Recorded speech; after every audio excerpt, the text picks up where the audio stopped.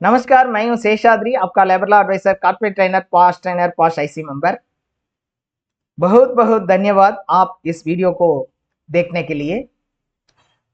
हमें तो बहुत खुश हो रहा है, आपकी जो कुछ दुआ और बड़ा से करने के लिए मुझे पुश कर रहा है। HR स्टैट्यूटरी कंप्लायंस ये वीडियो, इस वीडियो में 4 पार्ट्स हैं। पहले पार्ट तो जो कुछ ट्रेनिंग है, ट्रेनिंग के बारे में बताएंगे और कंप्लायंस जो कुछ HR कंप्लायंस करना है ये महीने नवंबर महीने में, वो उसके बारे में भी हम बताएंगे। उसके बाद अक्टूबर महीने में जो कुछ जजमेंट्स आया, जो कुछ सर्कुलर आया, उसके बारे में भी हम बताएंगे। ये वीडियो को अंत तक देखिए, जरूर आपको पसंद होगा और पसंद है तो लाइक कीजिए, शेयर कीजिए। जरूर हम आपके लिए अच्छी तरह इंफॉर्मेशन को देंगे। अब तो ये HR का सर्विसेज या HR चैनल में इंफॉर्मेशन के लिए ज्वाइन करना है तो ये QR कोड को स्कैन करके आप ज्वाइन कर सकते हैं। और एज यूजुअल वो तो किसके साथ हम शुरू करेंगे। अभी तो मेरे पास 3 यूनिट्स हैं। ये रिवाम्प्ड ECR तो फाइल करना है तो वर्जन 3 को कैसे करेंगे। ऑप्शन ए, हम तो सेपरेट 3 यूनिट के लिए सेपरेट रिटर्न्स फाइल करके पेमेंट करना है। नहीं, ऑप्शन बी, एक ही रिटर्न है और पेमेंट तो 3 और 4 बार भी कर सकते हैं। ऑप्शन सी, रिटर्न तो 3 बार का करना है रिटर्न, और पेमेंट तो एक ही बार करना है। ये क्या है का सही उत्तर? ये उत्तर के बारे में हम अंत में, ये वीडियो का अंत में उत्तर को देंगे और रीजन को भी देंगे। और एक प्रश्न है मैटरनिटी बेनिफिट के बारे में। एक फीमेल एम्प्लॉई है, वो तो मैटरनिटी बेनिफिट दोबारा अप्लाई करता है। 2 साल के पहले ही करता है। ये पहले तो प्रेगनेंसी हुआ, मैटरनिटी बेनिफिट को अवेल कर दिया। अवेल करने के बाद विद इन 2 इयर्स और एक प्रेगनेंसी से अप्लाई कर रहा है, ऐसा कर सकते हैं क्या? Option A, no, within 2 years कर नहीं सकता। Option B, no, there is no bar. ये क्या सही आंसर आपको तो मालूम है, अंत में देखेंगे। पहले तो ट्रेनिंग के बारे में हम बताएंगे। ये महीने में 2-3 ट्रेनिंग्स हो रहा है। दो तो तमिल में होगा, कोयम्बतूर में इंडस्ट्रियल स्टैंडिंग ऑर्डर और डोमेस्टिक इंक्वायरी के बारे में होता है। और वर्चुअल ट्रेनिंग में तमिल में पॉश एक्ट के बारे में होता है। ये तो 9 नवंबर होता है। ये इंग्लिश में एक virtual training session, full day session होने वाला है। Latest PF ESI compliance, latest PF, जो कुछ PF ESI में जो बहुत चेंज हो रहा है, उस चेंज के बारे में कैसे हम तो कंप्लायंस को करना है। ये तो अंग्रेजी में होगा, जरूर आप पार्टिसिपेट करना है। पार्टिसिपेट करने के लिए आपको तो मिस्टर दिनेश कुमार को कांटेक्ट करना पड़ता है। 9790921284 में वो दिनेश कुमार होगा। और 2 आवर का सेशंस भी वर्चुअल मोड में हम कर रहे हैं। एवरी वीक थर्सडे संडेज में ये होता है। उसके बारे में भी दिनेश को कांटेक्ट करके आप डिटेल्स को ले सकता है। अक्टूबर महीने में जो कुछ इंपॉर्टेंट जजमेंट आया, उसके बारे में हम देखेंगे। अभी Supreme Court of India judgment दिया है, वो एडमिनिस्ट्रेटिव डिसीजन से जो कुछ इनकन्वीनियंस वुमेन एम्प्लॉय को हुआ, उसे हम सेक्सुअल हरासमेंट नहीं कह सकता। क्योंकि ये तो एडमिनिस्ट्रेटिव डिसीजन से एक महिला को ट्रांसफर करना पड़ता है। वो ट्रांसफर के बारे में ये महिला क्या किया, ये पास हरासमेंट हो रहा है, ऐसा कंप्लेंट किया। सुप्रीम कोर्ट ने क्लियरली वो जजमेंट दिया है, ये तो एडमिनिस्ट्रेटिव डिसीजन है, इससे सेक्सुअल हरासमेंट नहीं कह सकता। नो रीइंस्टेटमेंट, वो तो कॉन्ट्रैक्चुअल एम्प्लॉय है, फिक्स्ड टर्म में अप्लाई किया, उनको भी मैटरनिटी बेनिफिट जरूर देना पड़ता है। मैटरनिटी बेनिफिट दे दिया, देने के बाद वो कॉन्ट्रैक्ट एम्प्लॉय आकर मुझे तो रीइंस्टेटमेंट करना है, रेगुलर एम्प्लॉयमेंट देना है, ऐसा नहीं पूछ सकता। वो तो नहीं है। दिल्ली हाई कोर्ट का जजमेंट। उड़ीसा हाईकोर्ट में वो कॉन्ट्रैक्ट लेबर में जो कुछ प्रिंसिपल एम्प्लॉयर ने कॉन्ट्रैक्ट एम्प्लॉय को डायरेक्शन दिया, इसके साथ वो एम्प्लॉयर एम्प्लॉय रिलेशनशिप होता है क्या? नहीं। ये उड़ीसा हाईकोर्ट का जजमेंट है। जो कुछ पालन करना है सीएलआरए के बारे में वो पालन कर दिया, केवल प्रिंसिपल एम्प्लॉयर डायरेक्टली इंस्ट्रक्शन दे दिया, इसके साथ एम्प्लॉयर एम्प्लॉय रिलेशनशिप नहीं होता। ये सेम सही ये जजमेंट में ही उड़ीसा हाईकोर्ट ने और एक कहा है, वो तो कॉन्ट्रैक्टर चेंज होने वाला है। ये कॉन्ट्रैक्टर एक साल था, वो तो नेक्स्ट ईयर तो और एक कॉन्ट्रैक्टर आया, कॉन्ट्रैक्ट एम्प्लॉय चेंज नहीं हुआ। कॉन्ट्रैक्ट एम्प्लॉय तो सेम प्रिंसिपल एम्प्लॉयर के साथ काम किया, लेकिन कॉन्ट्रैक्टर चेंज हो गया। इससे रेगुलराइजेशन परमानेंसी पूछ सकता है क्या? नहीं, क्योंकि आपको तो पालन करना पड़ता है। जो कुछ शर्त है सीएलआरए में, वो शर्त को हम तो पालन करना है, पालन किया तो रेगुलराइजेशन के बारे में पूछ नहीं सकता। ये उड़ीसा हाईकोर्ट का जजमेंट है। मद्रास हाईकोर्ट ने एक अद्भुत जजमेंट दिया, सेटलमेंट। वो तो मैनेजमेंट और वर्कर के लिए ये सेटलमेंट होता है। सेटलमेंट होने के बाद वो तो कुछ एम्प्लॉय को तो हैप्पी नहीं है, इससे वो सेटलमेंट इनवैलिड हो गया क्या? हो जाएगा क्या? नहीं हो जाएगा, जरूर ये सेटलमेंट वैलिड है। ये मद्रास हाईकोर्ट का जजमेंट है। और दिल्ली हाईकोर्ट, वो तो डोमेस्टिक इंक्वायरी हो रहा है। वो डोमेस्टिक इंक्वायरी में एम्प्लॉय वर्कमैन तो यूनियन में है, यूनियन एम्प्लॉय को ही लाना है क्या? नहीं, नॉन यूनियन एम्प्लॉय को भी साथ ले आ सकता है। ये दिल्ली हाईकोर्ट का जजमेंट है।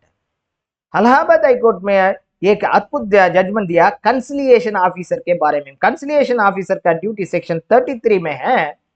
उनका ड्यूटी तो कंसिलिएशन, उसको इकट्ठा करना है बस, वो तो एडवाइस देना है, डायरेक्शन देना है नहीं है, उनको तो अधिकार कुछ भी नहीं है।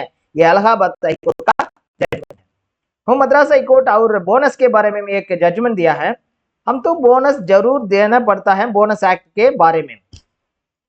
जो कुछ लोकल में एस्टेब्लिशमेंट में फैक्ट्री में इंसेंटिव स्कीम है, तो ये इंसेंटिव स्कीम ये बोनस को नहीं रिप्लेसमेंट कर सकता, बोनस तो देना ही है। ये मद्रास हाईकोर्ट का जजमेंट है। इलाहाबाद हाईकोर्ट में पास में एक जजमेंट दिया, इंटरनल कमिटी का ड्यूटी क्या है? वो जो कुछ कंप्लेंट आया, सेक्सुअल हरासमेंट है क्या? सेक्सुअल हरासमेंट है तो वो तो इंक्वायरी करना है, इंक्वायरी करने के बाद इंक्वायरी रिपोर्ट देना है बस। इसमें क्या हुआ तो इंटरनल कमिटी वो वुमेन को जो कुछ कंप्लेंट दिया, वो अग्रीव्ड वुमेन को tarnish the reputation of establishment, वो तो गुडविल को स्पॉइल कर दिया। ये वुमेन ऐसा कहा, ये तो अधिकार नहीं है, आईसी का ड्यूटी भी नहीं है। ये इलाहाबाद हाईकोर्ट का जजमेंट है। और कंप्लेंट्स के बारे में देखें तो ईपीएफओ का ये तो थोड़ा ही है, ये महीने में कंप्लेंट्स। ईपीएफओ पीएफ तो हम पे करना पड़ता है 15 नवंबर के पहले, वेज मंथ अक्टूबर के लिए। इंटरनेशनल वर्कर हैं तो आपके एस्टैब्लिशमेंट में उनका रिटर्न्स भी 15 नवंबर 2025 के पहले करना है। ईएसआई में पेमेंट देना है, पेमेंट पे करना पड़ता है 15 नवंबर 2025 के पहले। और ये महीने में जो कुछ एम्प्लॉय आउट ऑफ कवरेज आ गया, उनका नाम तो निकालना पड़ता है। ये तो आप तो समझकर जरूर रिटर्न फाइल करने के लिए उसमें लाना है। आउट ऑफ कवरेज को ये महीने में आप आउट ऑफ कवरेज कर सकते हैं। स्टेट, वेरियस स्टेट तो हैविंग प्रोफेशनल टैक्स पे करना है। आपके स्टेट के बारे में हम देखिए, प्रोफेशनल टैक्स पे करना है तो पे कर दीजिए। सीपीआई इंडेक्स सितंबर महीने में 2001 के बेस में 345 पॉइंट है। ये तो वीडीए कैलकुलेट करने के लिए उपयोग होगा। ईएसआई ने एमनेस्टी स्कीम का रूल दे दिया है। एमनेस्टी स्कीम तो जो कुछ जजमेंट जो तो कंप्लेंट है, वो तो प्रोसिक्यूशन हो रहा है, केस तो चल रहा है, उसके बारे में 5 साल हो गया, कुछ भी नहीं सॉल्व नहीं होगा हुआ, ऐसा वो तो झगड़ा में अब तो सेटल कर सकते हैं कोर्ट के बाहर। वो तो ईएसआई और मैनेजमेंट, तो इसमें तो डैमेजेस कुछ भी नहीं होगा। जो कुछ इंटरेस्ट पे करना है वो इंटरेस्ट पे करके, वो जो कुछ ड्यू है ड्यू अमाउंट पे किया तो सेटल हो जाएगा। ऐसा एमनेस्टी स्कीम है। और ईएसआई ने लिस्ट दिया है सभी भारत में, सारे भारत में जो कुछ एरिया कवर्ड है, जो कुछ एरिया नॉट कवर्ड है। ये देखे तो बहुत स्टेट टोटल स्टेट तो कवर है, असम, चंडीगढ़, दिल्ली, गोवा, हरियाणा, हिमाचल प्रदेश, कर्नाटका, केरला, पंजाब, राजस्थान, सिक्किम, तमिलनाडु, तेलंगाना, त्रिपुरा, उत्तराखंड, वेस्ट बंगाल, ये सही सारा स्टेट तो ईएसआई कवर्ड एरिया है। और 238 meeting central board of trustees तो ईपीएफओ का हुआ। ये मीटिंग में बहुत डिसीजन ले लिया, वो अप्रूवल भी दे दिया। पहला तो विड्रॉवल के बारे में, एम्प्लॉय तो पे करता है, एम्प्लॉय एडवांस लेना है तो कैसे, उसमें तो बहुत चेंज आया। वो चेंज के बारे में सेपरेट वीडियो है इस चैनल में, आप देख सकते हैं, और इसमें भी बताएंगे, फिर बताएंगे। और विश्वास स्कीम जैसा ईएसआई में अमनिस्टी स्कीम है, जो तो लग रहा हो रहा है पेंडिंग केस है, तो वो केस को कोर्ट के बाहर हम तो सॉल्व कर सकते हैं, इसके लिए विश्वास स्कीम लाया है ईपीएफओ में। और लाइफ सर्टिफिकेट तो पेंशन वालों देना है, ये पेंशन जो कुछ पेंशन ले रहे हैं उसको तो लाइफ सर्टिफिकेट जरूर देना पड़ता है। वो तो नहीं जा सकता बैंक के लिए, बाहर नहीं जा सकता है, तो इसके लिए एक नया वो अद्भुत स्कीम को लाया है ईपीएफओ ने। इंडिया पोस्टल बैंक उसके साथ एक अग्रीमेंट कर दिया। वो तो इंडिया पोस्ट का पर्सन तो हम घर के आकर डिजिटल लाइफ सर्टिफिकेट को लेकर जाएंगे। और ईपीएफओ में तो यूएएन पोर्टल तो रिवैम्प हो रहा है, और ऑलरेडी ईसीआर में रिवैम्प हो गया, हम देख सकते हैं। और 73rd फाउंडेशन डे, ईपीएफओ का फाउंडेशन डे 1 नवंबर है। ये फाउंडेशन डे में एक नया वेबसाइट लॉन्च कर दिया, www.epfo.gov.in। ये वेबसाइट में आप जाएं तो वो देख सकते हैं, एम्प्लॉय के लिए लिंक है, एम्प्लॉयर्स के लिए लिंक है, पेंशनर्स के लिंक, वो देखने के लिए अच्छा है। ये लिंक भी अच्छी तरह है, क्लिक करने से डायरेक्टली आपको जो कुछ चाहिए उसका उसके वेबसाइट को ले जाता है। पीएफ विड्रॉयल रूल्स पहले भी हम तो कहा, ये 238 मीटिंग में जो कुछ डिसीजन दिया है अच्छी तरह का डिसीजन है। पहले 13 वैरायटी में एडवांस लेना पड़ता है, डॉक्यूमेंट सेपरेट है, उसको कंबाइन करके 3 कैटेगरी को लाया। और एडवांस तो लेने में फास्टर, वो तो ऑटो अप्रूवल है, जो कुछ चाहिए वो तो ऑटो अप्रूवल होता है। और 75% तक जो कुछ कंट्रीब्यूशन का दिया, उसमें 75% तक आप ले सकते हैं, एम्प्लॉय कंट्रीब्यूशन, एम्प्लॉयर जो कुछ है वो तो ले सकता है। और ईपीएस पेंशन का अमाउंट तो लेना पड़ता है, तो ये पहले तो 2 महीने वेट करना है, अभी तो 12 महीने वेट करना पड़ता है। ईपीएफओ का एम तो ईपीएस वो पेंशन फंड को नहीं लेना है, जरूर पेंशन लेना पड़ता है, इसके लिए ही ये टाइम पीरियड को बढ़ा कर दिया। और EPFO enrolment, employee enrolment campaign 2025, ये क्या है, तो जो कुछ एम्प्लॉइज को हम तो भूल गया, एनरोल नहीं किया, लेकिन वो तो काम कर रहा है, उसको तो ईपीएफओ में लाना है। लाया तो बहुत मुश्किल है, लाया तो वो तो 1 साल 2 साल 5 साल के लिए इंटरेस्ट पे करना पड़ता है, डैमेजेस पे करना पड़ता है, कैसे करेंगे? ऐसा है तो आपके लिए अद्भुत स्कीम है ये कैंपेन को वैलिडिटी 1 नवंबर 2025 से 30 अप्रैल 2026 तक होगा। इसके ये पीरियड में आप तो क्या करना है, वो एम्प्लॉय को एनरोल में लाना है। जो कुछ डेट ऑफ ज्वाइनिंग है वो तो 1 जुलाई 2017 से 31 अक्टूबर 2025, ये पीरियड में आप तो अपॉइंट कर दिया एम्प्लॉय को, वो तो पीएफ में नहीं लाया, भूल गया, जो कुछ भी रीजन है, अभी तो लाना है तो ला सकते हैं। इंटरेस्ट पे करना पड़ता है, डैमेजेस को कुछ भी नहीं है, एक 100 रुपीज डैमेजेस है बस, इसके अलावा जो कुछ भी नहीं पे करना चाहिए। ये तो गुड चांस है, जो कुछ मिस कर दिया उनको अभी पीएफ में ला सकता है। इसके बारे में जीओबी का पब्लिश किया गवर्नमेंट। और हरियाणा गवर्नमेंट का लाया आदि अद्भुत एक स्कीम, एक नोटिफिकेशन। इसमें तो जो कुछ लेबर पोर्टल में हम तो सर्विसेज लेते हैं, वो सर्विसेज को टाइम लिमिट क्या है, कौन है रिस्पॉन्सिबिलिटी, उसके अलावा ये तो टाइम लिमिट में नहीं हुआ, जो तो कुछ ग्रीवियंस हो रहा है किसके हम तो कंप्लेन करना है, पहला लेवल दोबारा किसके लिए, किसके पास हम तो कंप्लेन करना है, इसके टोटल लिस्ट दे दिया है हरियाणा गवर्नमेंट, गुड इनिशिएटिव है।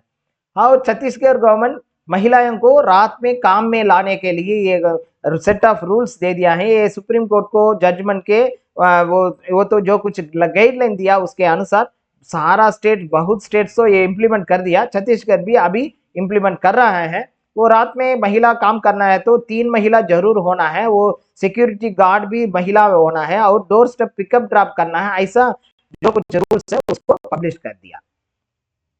और मिनिमम वेजेस तो बहुत स्टेट्स तो अभी इम्प्लीमेंट कर रहा है अक्टूबर महीने में। जो कुछ स्टेट 6 महीने के एक बार डीए को रिवाइज करता है, ये अक्टूबर में इम्प्लीमेंट करना पड़ता है। आपका स्टेट है तो देखिए आंध्र प्रदेश भी ऐसा मिनिमम वेजेस को लाया है पहले अक्टूबर से।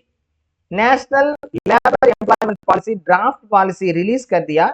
इसमें देखें तो आश्चर्य है, वो बाई 2030 में पेपरलेस गवर्नेंस, जो कुछ में पीएफ, ईएसआई और ई श्रम और नेशनल कैरियर सेंटर, जो कुछ 4 साइट्स है उनको एक ही इकट्ठा करने वाला है और उसके बाद पेपर कुछ भी नहीं होगा, सब कुछ डिजिटल है, ऐसा ये पॉलिसी हमको इंफॉर्मेशन देता है। देखेंगे हाँ, ये है ये महीने के लिए आपका स्टैट्यूटरी कंप्लायंस वीडियो। और किसके आंसर्स को देखेंगे, किसके आंसर्स को देखें तो आपको तो 3 यूनिट है तो ईसीआर, रिवैम्प्ड ईसीआर एक ही रिटर्न फाइल करना पड़ता है। पेमेंट 3, 4, 5 भी कर सकते हैं पार्ट पेमेंट में, बट लेकिन रिटर्न्स तो एक ही करना पड़ता है।